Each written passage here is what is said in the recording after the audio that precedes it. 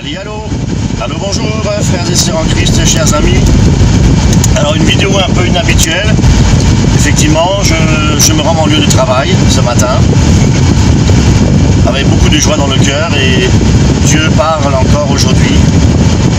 C'est aussi l'objet de ma vidéo, c'est de partager quelque chose avec vous qui me remplit de joie.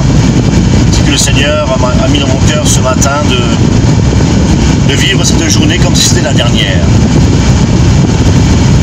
Nous vivons effectivement des temps douteux, les gens sont irrités, les gens vivent dans la peur, les médias nous mentent. En fait, les choses ne vont plus. Mais Dieu le permet. Réjouissance pour le chrétien et affliction pour celui qui n'accepte pas la grâce de Dieu. Les choses ne vont pas en s'améliorant, bien entendu. La Bible nous dit que la terre passera, mais la parole ne passera point. Et c'est pourquoi réjouissons-nous, parce que nous avons la vie éternelle. Et la vie éternelle, Dieu nous réserve quelque chose de merveilleux, à savoir des nouveaux cieux et une nouvelle terre. N'est-ce pas quelque chose de grandiose, quelque chose de miraculeux? Cherchons toujours le miraculeux. Nous voulons aujourd'hui qu'il y ait un grand réveil, nous cherchons le réveil. Mes amis, non, réveillons-nous. Personnellement, le réveil ne se produit certainement pas dans une église lorsque soudainement le pasteur ou le sympathisant, je ne sais pas, reçoit de Dieu une révélation et une parole en langue, une prophétie, et les choses se manifestent dans l'église. Non, c'est pas ça, mes amis. Le réveil spirituel commence par vous, par moi, personnellement, parce que c'est du cœur que viennent les mauvaises pensées. C'est du cœur. C'est le cœur qui va être réformé, mes amis. Et l'Église, c'est nous, c'est vous. Nous sommes tous membres les uns des autres. Alors, réformons nos cœurs. Le cœur a besoin d'être changé, transformé. Et c'est alors seulement que Dieu peut utiliser ses enfants. Alors réjouissons-nous aujourd'hui, car aujourd'hui est le jour du salut. Vivons ce jour comme si c'était le dernier. Quelle grâce! Le matin, lorsqu'on se lève, les yeux sont ouverts. Seigneur, merci, c'est encore une opportunité à saisir aujourd'hui. Non pas pour gagner de l'argent, non pas pour évangéliser, pour mériter quelque chose. Nous n'avons rien à mériter, rien du tout. Nous devons juste obéir au Seigneur, laisser le Seigneur par son esprit travailler notre cœur, pour que nous puissions lui ressembler.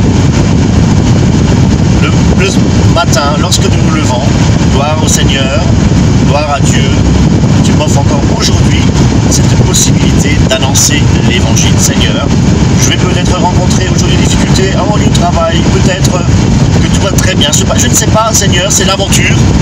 Avec le Seigneur, c'est l'aventure. Vous voyez la routine quotidienne, lorsque nous voyons effectivement nos collègues au lieu de travail, alors ils se lamentent beaucoup et tous les jours, c'est le même jour.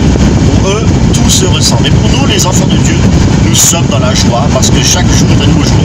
Et nous apprenons chaque jour. Et le soir, lorsque nous sommes près de dormir, nous prions encore et nous disons Seigneur mon Dieu, car nous aurons tous à comparaître devant le tribunal de Christ. Et bien faisons-le déjà tous les soirs. Tous les soirs, Seigneur mon Dieu, je veux rendre compte de ma journée. Mon Dieu, cette journée, tu vois, j'ai manqué d'amour, je n'ai pas eu assez de patience, je ne sais pas, j'ai peut-être blessé quelqu'un, etc. Seigneur, montre-moi aujourd'hui ce qui n'allait pas et pour que je puisse, pour que tu puisses puisse, Seigneur, transformer mon cœur pour que les choses changent en moi.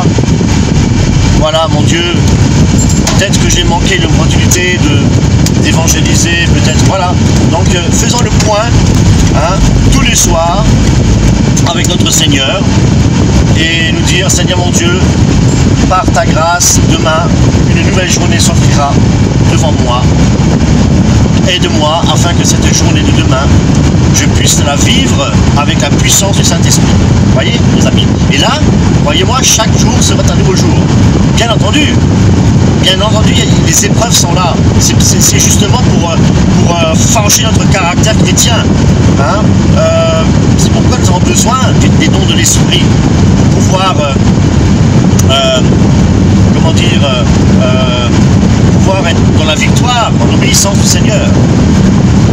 Voilà, mes amis, c'est ça qui est merveilleux, c'est ça qui est magnifique avec le Seigneur, c'est que chaque jour est un nouveau jour. Vivant chaque jour comme étant une grâce. C'est pourquoi soyons prêts, car le Seigneur ne sait pas quand est-ce qu'il revient. Lui-même ne sait pas, Jésus-Christ, mais le Père le sait. Donc, arrêtons aussi de vouloir voir des signes sur la fin des temps, etc. Il y a 2000 ans déjà, Paul disait, nous sommes à la dernière heure. Mes amis, nous devons être prêts, parce que la parole nous dit aussi que Jésus-Christ reviendra lorsqu'on ne s'y attendra pas. Donc nous devons tout le temps être prêts. Voilà. Et vivre chaque jour comme si c'était le dernier. Et là, mes amis, nous serons prêts.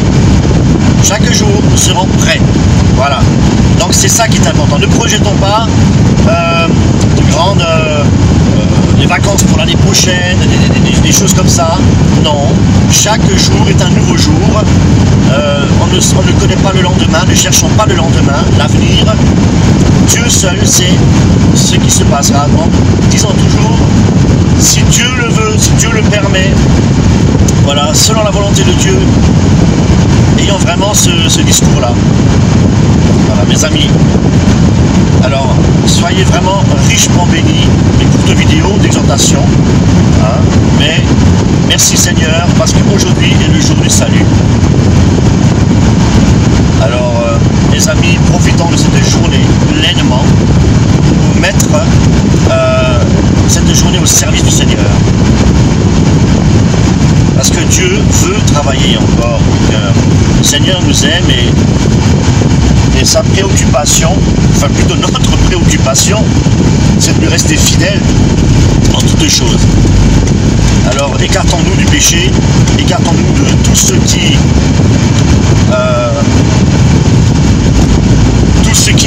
fait obstacle à notre vie de prière, notre vie de communion avec le Seigneur. C'est vrai que la parole nous dit aussi que l'amour de plus grand nombre se refroidira. Et nous le voyons bien autour. Mes amis, aussi, je tiens aussi à préciser que Internet est un piège. Les réseaux sociaux sont des pièges. Je m'en écarte de plus en plus. Je m'en écarte de plus en plus. Et j'essaie de passer vraiment plus de temps au bureau avec ma Bible, certains commentaires bibliques, et avec un esprit de prière, et focaliser vraiment mon attention uniquement sur ces choses-là. Parce que il faut laisser le Seigneur nous parler. Lorsque nous lisons la parole, mes amis, vous voyez, lorsque nous lisons la parole, Dieu nous parle. Dieu nous parle parce que dans son amour, parce que la parole est vivante. À partir du moment où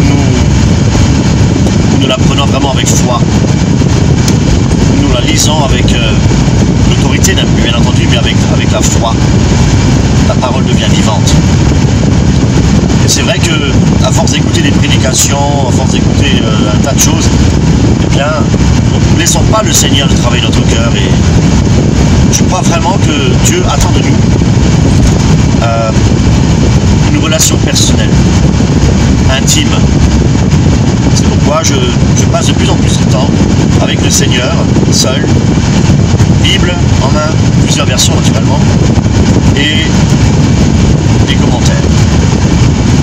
Tout cela, je le fais dans un esprit de prière. Mes amis, amis, c'est comme ça que le Seigneur peut travailler notre cœur et surtout aussi passer beaucoup de temps dans la prière. Voilà, donc j'avais à cœur de partager ça avec vous. Vivant aujourd'hui comme si c'était le dernier jour. Et vous allez voir, vraiment Dieu agir, même dans les détails. Et c'est cette communion que nous devons rechercher. Cette communion-là. Ne cherchons pas les miracles, les guérisons, les signes, les prodiges. Cherchons à réformer plutôt nos cœurs. Notre cœur doit être changé. Le plus grand miracle, mes amis, c'est la vie éternelle. Le plus grand miracle, mes amis, c'est la présence du Christ en nous. L'habitation de Dieu en nous. Dieu n'habite plus dans les temples faits de main d'homme. Ne courons pas dans les églises, partout dans les églises pour chercher la présence de Dieu. Dieu est au milieu de nous. Dieu habite en nous.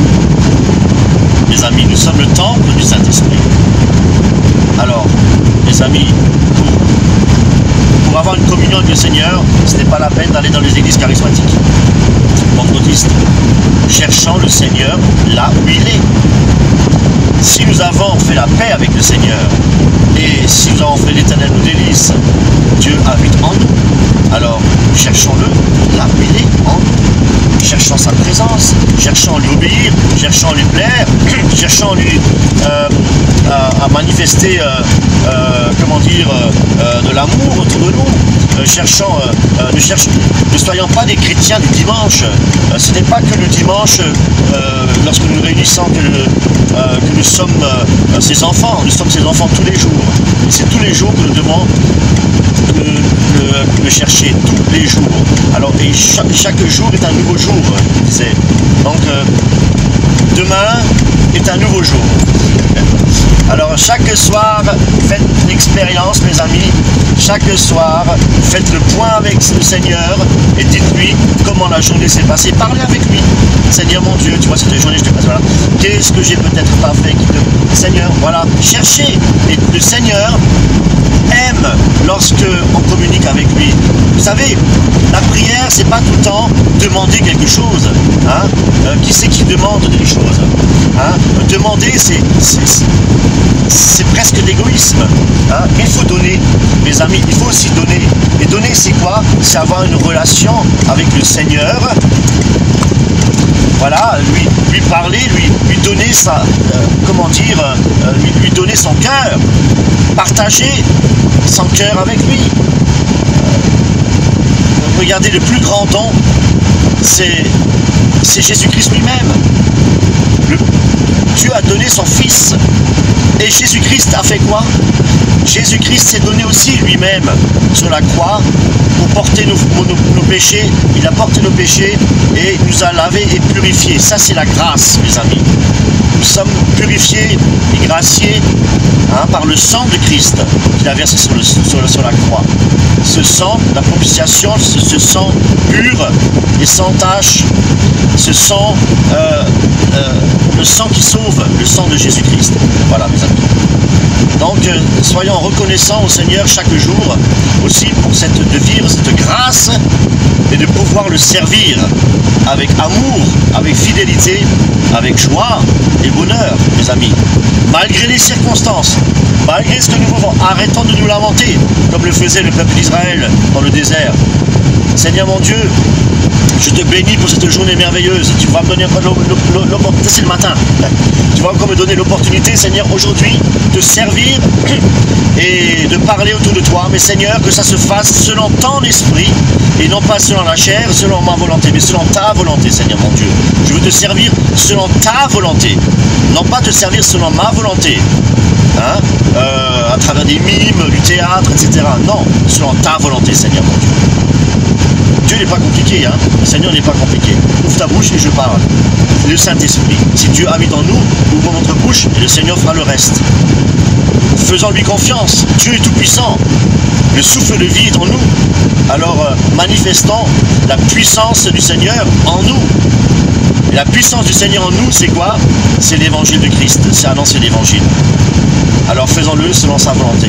Des fois, on n'a même pas besoin d'ouvrir la bouche. Il suffit simplement des fois des gestes suffisent.